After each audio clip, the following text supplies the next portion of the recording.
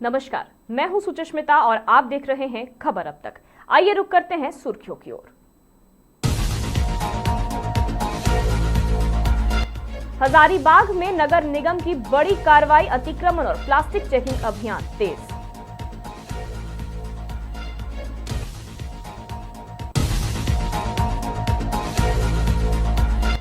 झारखंड में अगले 4 दिनों तक सामान्य ठंड, रांची समेत कई जिलों को राहत।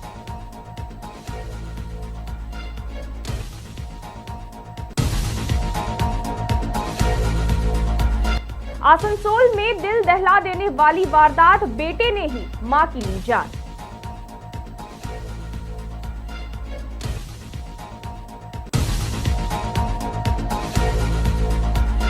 काक्षा में सरदार पटेल की 150वीं जयंती पर भव्य एकता मार्च।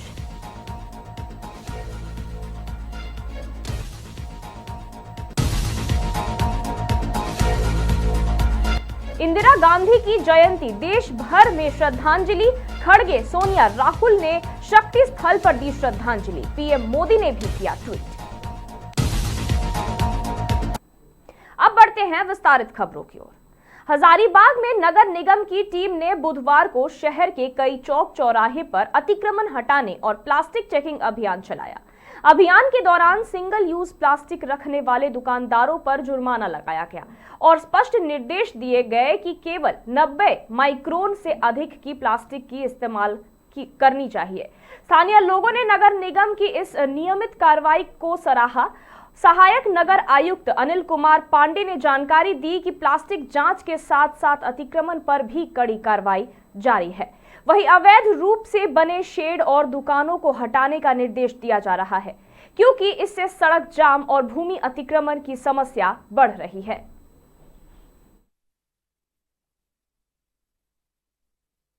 हजारीबाग नगर निगम के द्वारा आज अतिक्रमण के विरुद्ध कार्रवाई चल रही है, जिसके अंतर्गत आज हम नीलांबर पीताम्बर चौक के पास में वैसे जो दुकानदार जिन्होंने इलीगल रूप से एनफोर्समेंट किया हुआ है, अपना जो शेड बाहर निकाले हुए हैं, और वैसे लोग जो हमारे सिंगल यूज़ प्लास्टिक जो कि बैन हो चुका है उसका इस्तेमाल कर रहे हैं और गंदगी फैलाते हैं, तो उन पर कार्रवाई की जा रही है। जैसे इलीगल एनफोर्समेंट है उसको हटाया जा रहा है और इलीगल प्लास्टिक जो यूज़ किया जा रहा है उसको जब्त किया जा रहा है और जो भी उचित उन पर जो जुर्माना लगाया।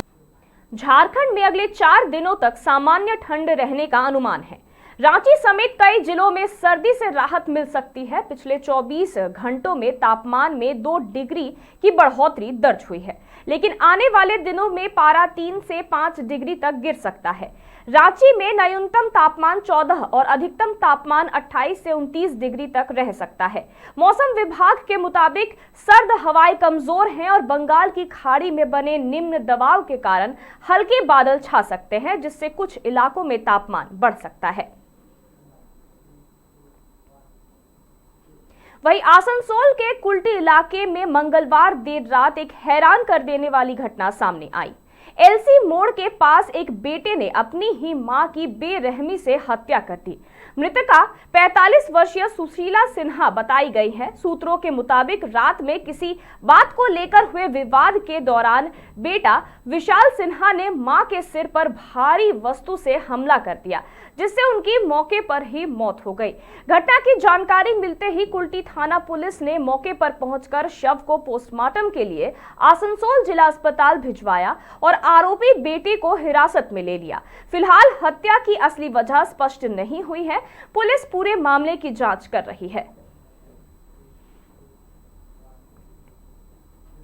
काक्षा में सरदार वल्लभ भाई पटेल की 150वीं जयंती पर भाजपा की ओर से एकता मार्च निकाला गया। इस मार्च में राज्यसभा सांसद सुरेंद्र सिन्हा नागर, जिला अध्यक्ष अभिजीत, विधायक लक्ष्मण घुरोई सहित बड़ी संख्या में कार्यकर्ता शामिल हुए। राष्ट्रीय ध्वज और अखंड भारत के संदेश वाले टी शर्ट पहनकर कार्यकर्ताओं ने काक्षा मिनी बाजार से रैली शुरू की, जो पानागढ़ के रौंडिया चौराहे पर समाप्त हुआ। सांसद नागर ने कहा कि देश भर में पटेल के सपनों को साकार करने के लिए ऐसे मार्च निकाले जा रहे हैं और भाजपा पश्चिम बंगाल में भी मजबूत लहर के साथ चुनाव में उतरेगी।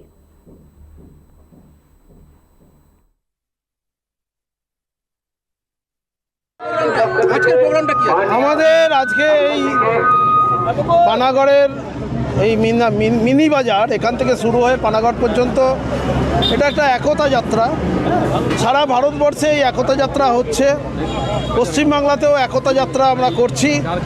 সর্দার বল্লভভাই প্যাটেলের 150 বছর জন্মজয়ন্তীতে এই একতা যাত্রা হচ্ছে। सरदार पटेल की 150वीं जयंती देश मना रहा है और उसी के लिए पूरे देश में सरदार पटेल का जो योगदान है इस देश की एकता के लिए, उसके लिए पूरे देश में 1500 से ज़्यादा यात्राएं समाज के विभिन्न संगठन भारत सरकार के साथ मिलकर यात्राएं निकाल रहे हैं और उसी के तहत आज यहाँ भी ये यात्रा का कार्यक्रम है। इसके साथ में एक भारत आत्मनिर्भर भारत भी इसमें यात्रा में का हमारा शामिल है। आज पूर्व प्रधानमंत्री और भारत की आयरन लेडी इंदिरा गांधी की जयंती पर देश भर में श्रद्धांजलि दी गई। दिल्ली में शक्ति स्थल पर कांग्रेस अध्यक्ष मल्लिकार्जुन खड़गे, सीपीपी चेयरपर्सन सोनिया गांधी और लोकसभा के विपक्ष के नेता राहुल गांधी ने इंदिरा को विनम्र श्रद्धांजलि अर्पित की। भारत की पहली और अब तक की एकमात्र महिला प्रधानमंत्री रही इंदिरा गांधी दृढ़ संकल्प, साहस और अद्वितीय नेतृत्व की मिसाल थी। सामाजिक न्याय, विकास और राष्ट्रीय एकता को मजबूत करने में उनका योगदान आज भी देश के लिए प्रेरणा का स्रोत है। इसी बीच प्रधानमंत्री नरेंद्र मोदी ने भी इंदिरा गांधी की जयंती पर उन्हें याद करते हुए ट्विटर पर श्रद्धांजलि दी।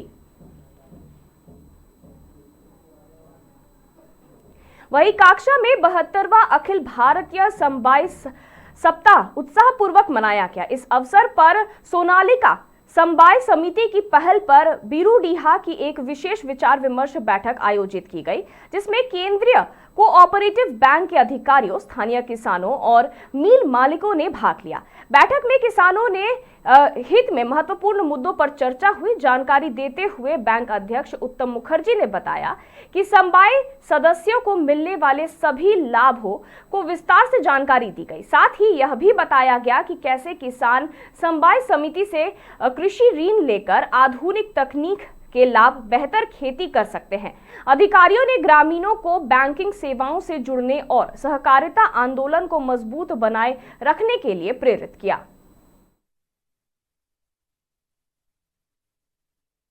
আন্তর্জাতিক সমবায় দিবস পালন হচ্ছে সপ্তাহব্যাপী। সেই জায়গায় দাঁড়িয়ে আমাদের পশ্চিমবঙ্গ সরকারের মন্ত্রী সম্মানীয় প্রদীপ মজুমদার মহাশয় আসার কথা ছিল। ওনার নাবার্ডের একটা কলকাতায় কাজ পড়ে গেছে, উনি চলে গেছেন। তাই সকলকে বলেছিলেন যে আজকে সমবায় সপ্তাহে যে টাইমটা দেওয়া আছে সেই টাইমের মধ্যে মিটিংটা করতে হবে। উনি ওনার বার্তা দিয়ে আজকে আমাদের সভাটা শুরু হয়েছিল। মানুষের কাছে আমরা আবেদন করেছি যে সমবায়ের মধ্য দিয়ে সব কিছু করা যায়। যেমন দেখেছেন আমুল দুধ একটা কোঅপারেটিভ সমবায় দপ্তরের, সেখান থেকে দাঁড়িয়ে কত সুন্দর ব্যবসা করছে। নানা রকম কাজ করা যায়। এখানে ইয়ারসিএস সাহেব ছিলেন, ইয়ারসিএস সাহেব রেজিস্ট্রেশন দেওয়ার আধিকারিক এবং ব্যাংকের ম্যানেজার থেকে শুরু করে সুপারভাইজার থেকে শুরু করে সব ছিলেন।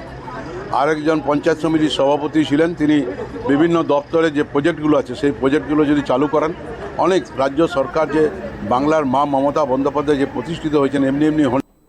देश भर में किसानों के लिए बड़ी राहत और खुशी की खबर सामने आई है।